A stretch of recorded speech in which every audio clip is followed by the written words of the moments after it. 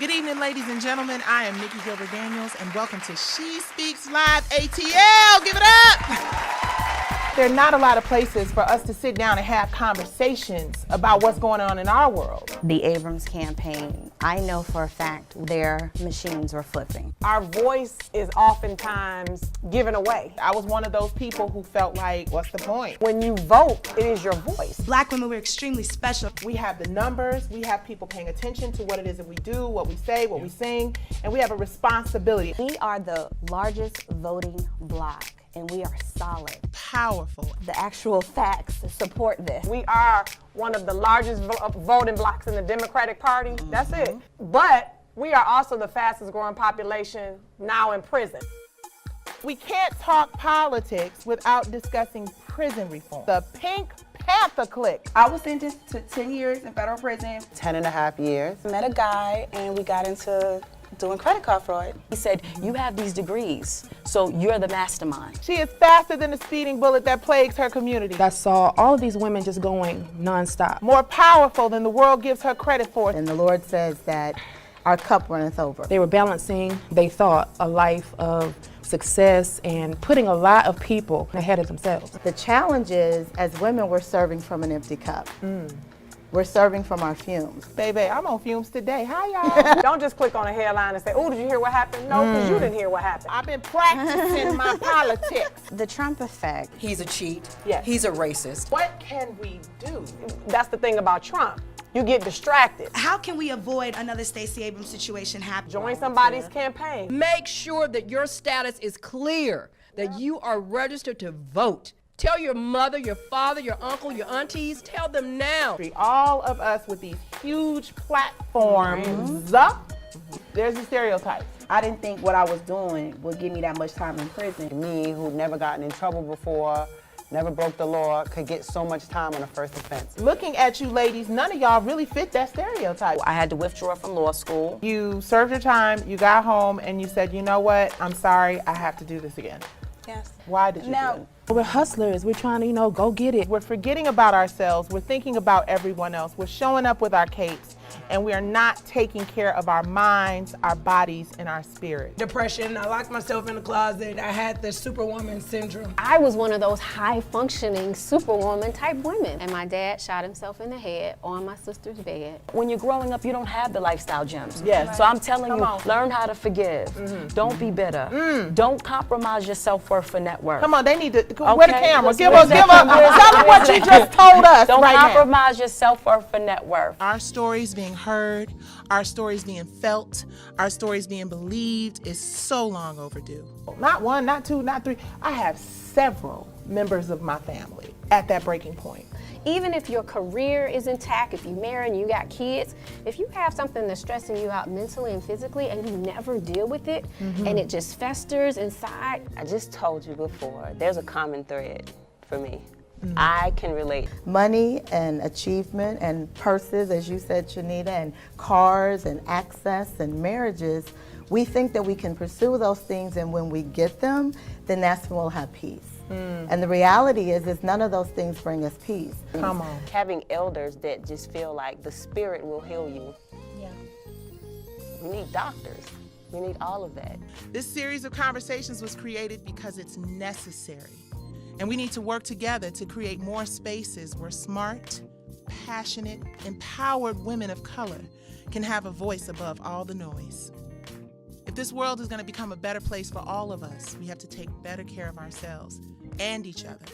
I'm Nikki Gilbert. You're watching She Speaks Live. Thank you for watching.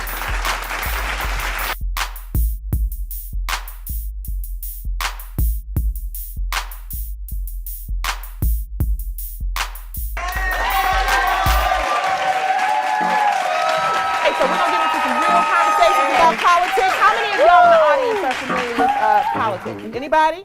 Oh, show of hands. I see a few. Politics is something that I've just never really understood. And honestly, I have to say that it took my husband and the chairman of my board, Christine Beatty, to kind of get me in the space of understanding what politics was all about. And I know that it's very important for me as a woman of color to understand politics. It's very important for all of us to understand politics. Absolutely. So I'm gonna start with you, Chris. Okay. Why is it important for us as women of color to have a better understanding of politics? I'll take it from a perspective of being a mother. I've worked in politics for years, so I know that. But starting with my girls young, I truly wanted them to understand their voice in this world, right? And our voice is oftentimes given away, and we don't even realize it, right? So when we vote, and our people say it's a cliche and all this, but when you vote, it is your voice, right? So your involvement in politics and getting to actually know candidates who are running for office, and I'm not even just talking about presidential level or, you know, U.S. Senator. I'm talking about folks right at home who make the everyday policies. Like you heard in your introduction, Maria Boynton's video about the decriminalization of marijuana. That happened on the city council level.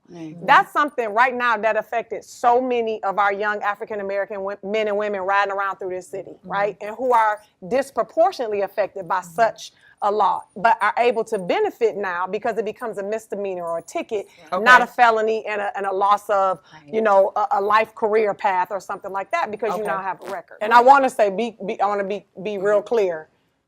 You can't drive around under the influence. That's what I was going to say. When you hear decriminalization of marijuana, you think you can just rolling down the street. I mean, you know, but that's not what it is. Okay. But and to come back to just your voice, I just use that as an example. But voting for council people, voting for representatives, your voice is then heard through the people who we elect because they make policies and changes for us. And we never realize it until we want to complain and something negatively affects us. Well, let's be on the front end and the proactive end to understand up front who we're actually putting in office. So just to finish that, but yeah, don't ride around in your car smoking weed thinking, oh, I'm going to just get a ticket. No, that's not a good thing. That's not the law. It just that is not a good thing. It's a reduction for the amount of marijuana. Like you can, people who still with, you know, pounds and bags, and you still going to get charged with a felony. But these are people who are recreationally using marijuana now. Instead of, again, being charged with a felony, it can be a misdemeanor. It's a ticket is what they're working on now. So just to kind of finish that out, I just no don't problem want people at all. to put out false information. Right, we'll be rolling around. I heard on She Speaks Live that I can just roll around. No, that's not what it is. That is not what it means. That is not what it is. So let's get to this campaign. I'm not biting my tongue because Donald Trump, you are underestimating the political IQ of people in America. We don't have one. Absolutely. So he's been able to get up there and spout rhetoric to all these people who've been talking about this, to all these Republicans who did this whole take our country back, you know, undercover lingo. And that meant get the black man out of office. You're inciting all this racism. It's racism at its purest. The Republican Party, the Tea Party, all those people, they created Donald Trump. Not seeing the economic progress for themselves over these last 8 years. That's not Obama's fault. We have a Congress who won't, you know, pass a budget, who, you know, continues to rob the poor. But okay, fine, they pin it on Obama. But the rhetoric is what creates the hatred, the evilness in this country. And so when you have a man who's willing to stand up and say anything, and we play it all over the media, and people love it. Because the fanfare our and country the madness is rooted in racism. You know, you mentioned something that was very interesting. Trump effect? The Trump effect. Yes. So please, Ariel, elaborate on what that means, because I think I have an idea, but I need these political. So the Trump effect, we have more people running for office looking at politics than we've ever had. A lot of people weren't paying attention to really what was going on. So now, again, we have more women. We have more women running for office than ever. Yes, indeed. And so that, yes, that is definitely what we attribute to the Trump effect. Absolutely. So in other words, it's like it's just gotten so bad. Yes. That, I mean, because I had, like I said, when I said zero interest in politics, you know, I would go over and have some one-on-ones with Christine and my husband, you know, like, what is going on? Because I do not know. And when you think about it, you think, okay, well, I have to be honest. I was one of those people who felt like, what's the point? You know what I mean? And I think people feeling like, what's the point, is the reason we're in the situation that we're in today. And I think that the Trump effect is also that it has just gotten so bad that it's motivated and inspired people who would never be interested in politics. Definitely. Well, and of course, before we had Trump, we had females, we had males, politicians saying, we need you all to want to be in politics. They were actually asking and begging and pleading for people to run for office, and no one was interested. And look at us now. Stacey Abrams. Yes. What happened there? Do you have an opinion on that? Was That's it just my stolen like a thief in the night? What was the deal there? Okay, so I think we have a couple things going on there. And so I was former second vice chair for the Henry County Dems, and we have over 150 counties within the state of Georgia, and we help with the state party and getting people elected. What I feel for the Abrams campaign, I know for a fact we had people call us because their machines were flipping. We know that. When you say flipping, does that mean that the machines were Meaning, like going from Stacy to the other guy? Well, our yes. governor, I'm sorry, y'all. That's disrespectful. yes, it flipped. Their vote flipped. How is that possible? Dated equipment? The Russians? Let me What's no. going on? It's possible because what you had Well, was the Secretary of State running for governor, right? who has total and complete control over the voting process in the state. The Right. Secretary of State's position, again, which is when we had that runoff with the Secretary of State position where we just had in this, everybody paid attention to the gubernatorial race, which is Right. important. But that race was the second most important. It was. And when she lost and it was a runoff, I was praying people would put just as much energy into this runoff for the Secretary of State's position, because that's who makes the laws about where voting machines go, how counties operate. They regulate the entire voting process for a state. So if you have the candidate running for governor overseeing his own election, there's a problem. I don't Right. even need to finish the sentence. And So that's the second portion of that. Yes. Exactly. That's exactly right.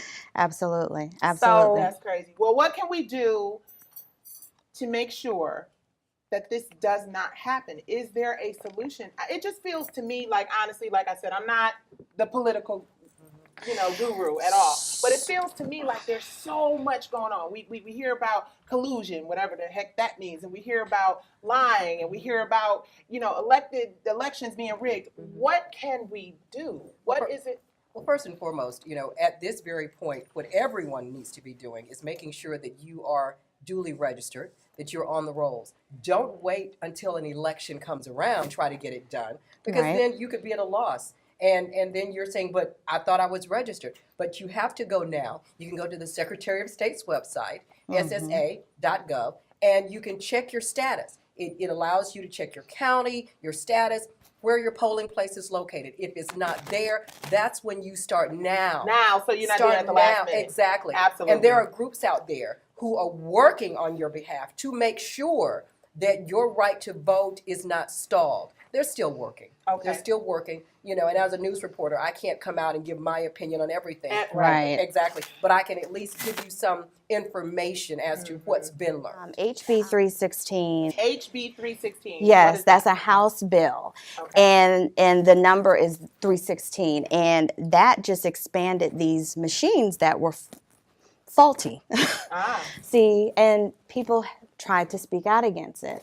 But you have to get involved. You have to contact your legislators. But that should have never happened. We should not be spending more money on machines that weren't working properly in the first place. These are touch screen machines that give them out afterwards. Yeah. But the opponents of these particular machines were saying, we need machines where there is a paper, where there is a mark. Right, paper trail. Where there is a mark. Hey guys, my name is Marquina Novembre. I'm a graduating senior here at Clark Atlanta University.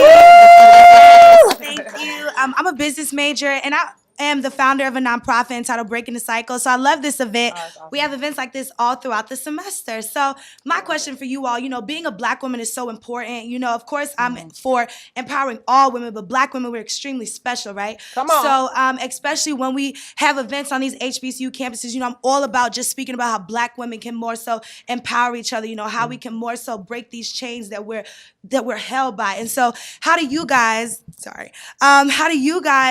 how would you say, how can we avoid another Stacey Abrams situation happening? You know, because those type of things are, to us, it's like blatantly unethical to have somebody who is in the race, running the race. So it's like, if the law can't even step in and save us, you know, what can we do to team up so that those type of things don't happen? Because it seems like even when we are properly qualified, overly qualified, we are always being held down. So what are some things that you suggest that we can do here, even on this campus, as a coalition of Black women and men, to fight those things?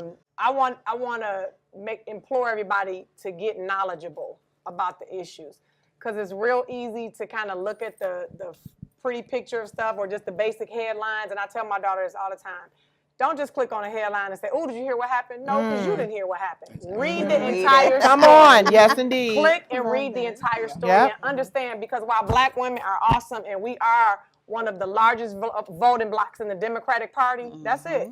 But we are also the fastest growing population now in prison.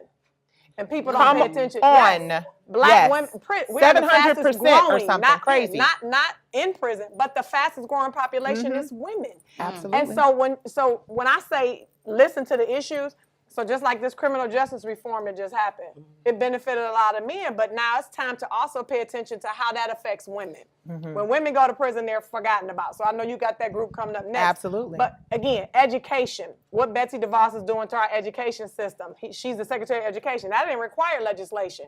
She's bobbing and weaving in our education system every day, and you know how it affects us at the long term, because it's about funding and money.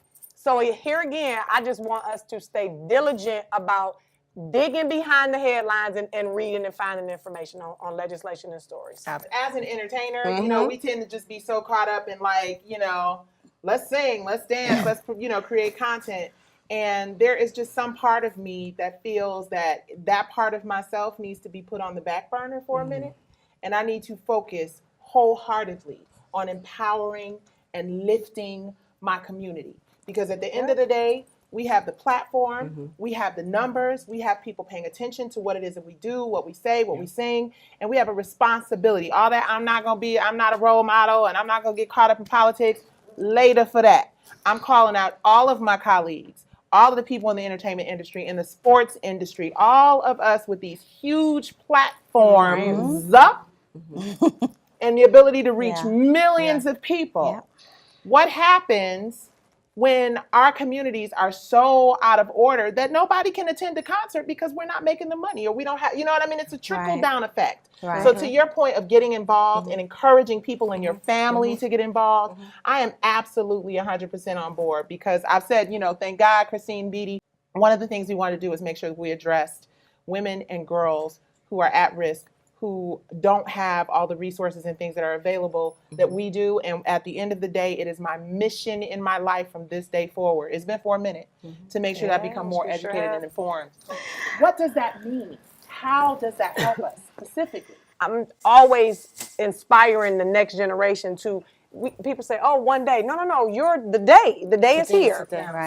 Now. Like, so people go, oh my God, they're gonna run. No, you need to run. So I'm always encouraging, even if people never even thought about a career in politics, we have politicians that come from multifaceted backgrounds.